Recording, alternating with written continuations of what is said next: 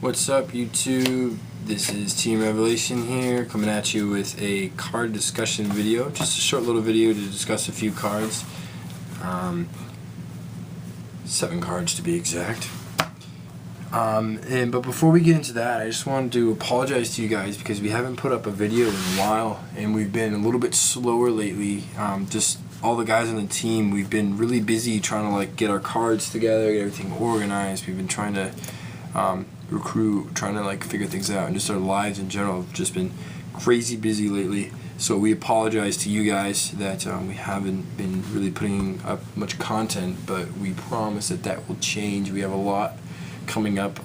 We were working on getting our videos more sophisticated and get some more things in there to make the videos more fun and more awesome for you guys to watch. And so yeah, I hope you enjoy this video. Please like and subscribe and all the good things, and let's get right to it. The first card I want to talk about, I'm just going to go in certain order. I want to talk about Duality first. The reason why I want to talk about it is because there's a lot of people who are running this card in different decks, and a lot of people that have mixed opinions about it. Some people say that it's not as good because it stops the specials, or they say that you only want to run 2 or 1 because it ends up being too cloggy. I run Blackwings personally, a deck that's my main deck that I run, and it does a lot of specialing. If you know anything about that deck, it special summons a lot. It has a lot of monsters that can special summon from the hand. It has a lot of things that you can add to your hand through search. All these things, which Duality shuts down the whole special summon deal. So on the surface, it kind of seems like that would be a bad thing to run 3 of them. I do run 3 of them. The reason why, though, is because it's inconsistent unless I run 3. I feel like I'm drawing it at the wrong times, and I want it. Say I open a bad hand. I've had this happen a few times, actually. I was just testing with our new teammate. By the way, we have a new teammate, Dom, who is going to be doing our video editing and also be putting up some pretty sweet deck profiles and some other things for you guys. Really excited about that. He's a great kid. So anyways, him and I were just testing together, actually, and I 2-0'd him twice in a row, and every single time I opened with a really bad hand. There's only one game where I opened actually pretty decently. The rest of the times I opened really, really badly. But I had Duality in my hand, and I was able to draw into a monster. Basically what I did is I had a handful of spells and traps, and then maybe 1 or 2 Blizzard. But the thing is, I Duality'd into a monster, which allowed me to go off with my Whirlwind and all those things.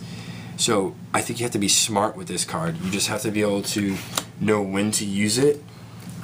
Know that sometimes you're just going to Duality into bad cards. But I still feel like it's a very good card to use and should be used in just about every deck, just because it draws you into your good place if you have a bad hand. The next card I want to talk about is Mind Control. I actually was running Book of Moon in my deck for a while. I went from Lance to Book of Moon to Mind Control, and I definitely feel like I'm going to stick with Mind Control. I apologize that it's just a common. We do have an Ultra and a Gold Rare somewhere. We just could not find it anywhere. So we think that maybe one of our teammates is borrowing it or something because we just couldn't find it. So we have this one for right now. It's the same card, same effect. The reasons, 2 main reasons why I really, really like Mind Control. Reason number 1 is quite simple.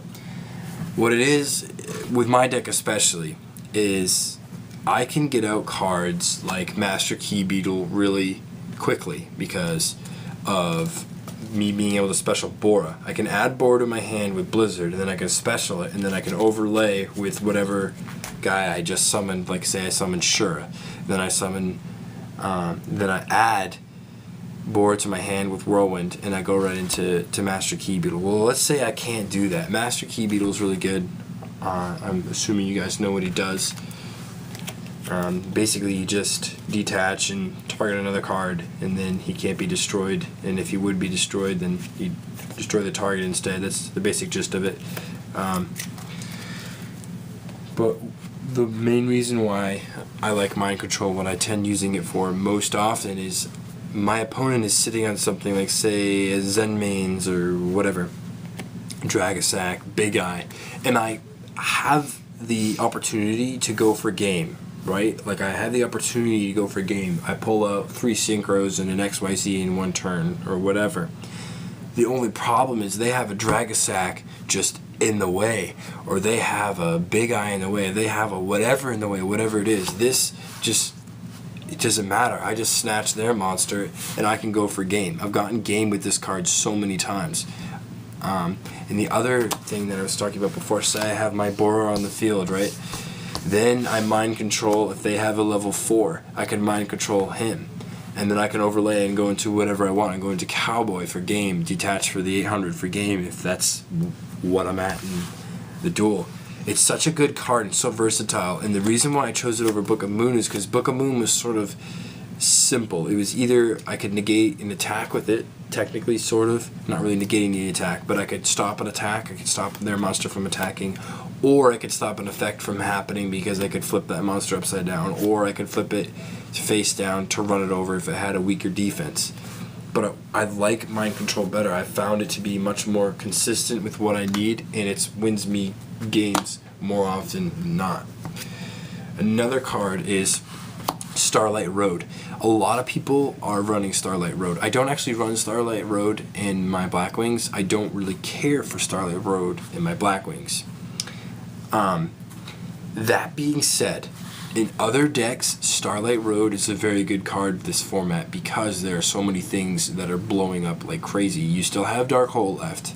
You still have 2 mirrors now, 2 mirror forces, not to mention countless other effects. The thing that I don't like about Starlight, the downside to Starlight that you guys probably all pretty much know, is that it has to be 2 or more, meaning it had to be at the same time, so it doesn't work with something like Dad where it targets one at a time and blows it up.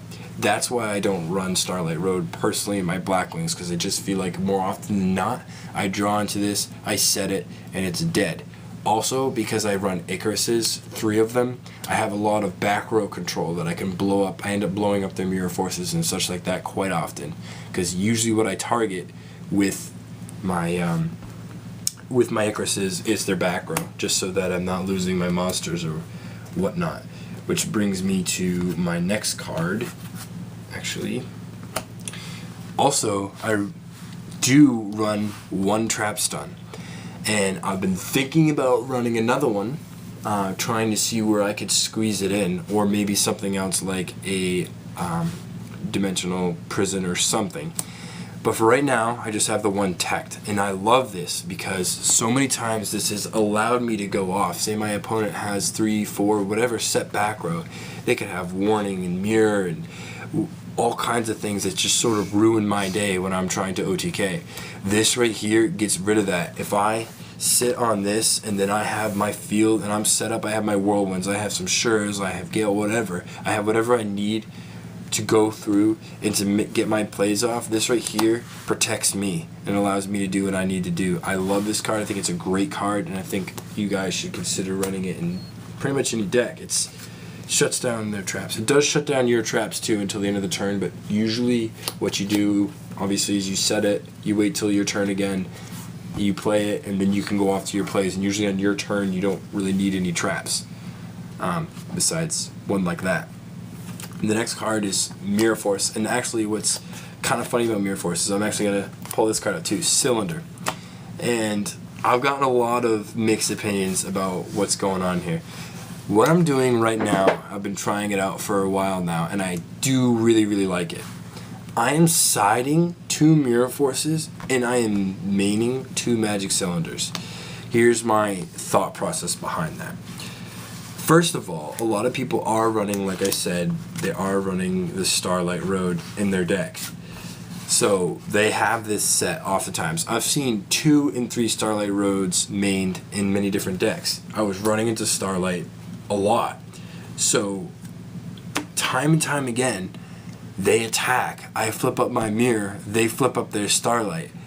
I'm out of Mirror Force, they still get to attack, and they get a Stardust on the field. It's kind of a lose-lose situation for me.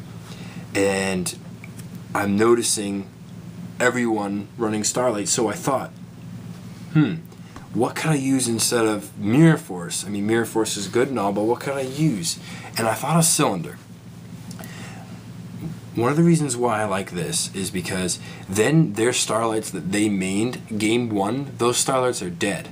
Because they're going to think, no matter what, they're going to think it's a Mirror Force down. Almost nobody, unless they've played me before, is going to be expecting a Magic Cylinder. They're going to be thinking Mirror Force, not Magic Cylinder. So they have their wasted Starlight Roads either in their hand or set or whatever, and it's a waste. It's a waste of space. It's a card that they just can't use unless I Icarus. And then the other reason why I really like this is because it has won me games quite a few times, actually, because I have, say I push and I push and I push, right, with my monsters, and I get them almost down to game, but it's not quite game. Then they go off next turn, they go off, and they get their field all swarmed and everything. All I need to do is flip this up on the right attack for game, and then I win. I've done that so many times where if I didn't have this, I wouldn't have lost. Yeah, Mirror Force would have destroyed all their monsters, maybe, but usually players are smart enough to summon something like Maystroke or anything like that that can avoid from being destroyed. This doesn't destroy anything, and a lot of people have said that that's a disadvantage, but I find that to be an advantage oftentimes because it doesn't destroy. Therefore, they still take the damage that you would have taken, and yeah, they get to keep their monster. That's why this tends to be a little late game. It's better late game. So it is risky running the Magic Cylinder, maining it instead of the Mirror Forces, inside the Mirror Forces. That is a little bit risky, but so far I am really liking it and is working out very much in my favor. Last card, Grand Mole. Now, you guys might have thought, like earlier, like these are kind of obvious. These are obvious cards, maybe besides the cylinder. But I honestly have seen almost hardly any Grand Moles whatsoever. I've seen no Magic Cylinders, and I definitely have seen these other cards. Not as much Mind Control, but I've definitely seen the other cards in that pile besides Cylinder and this guy right here. Compulse last format was at 3, it's now at 1. With really annoying cards such as Dragasack and Big Eye, let's just be honest, they're a pain in the butt to get over sometimes. Compulse easily gets over him. Grand Mole easily gets over him. This guy is awesome because he's so recyclable. You summon and bounce and summon and bounce and summon and bounce again and again and again, and you pop their stuff to their hand.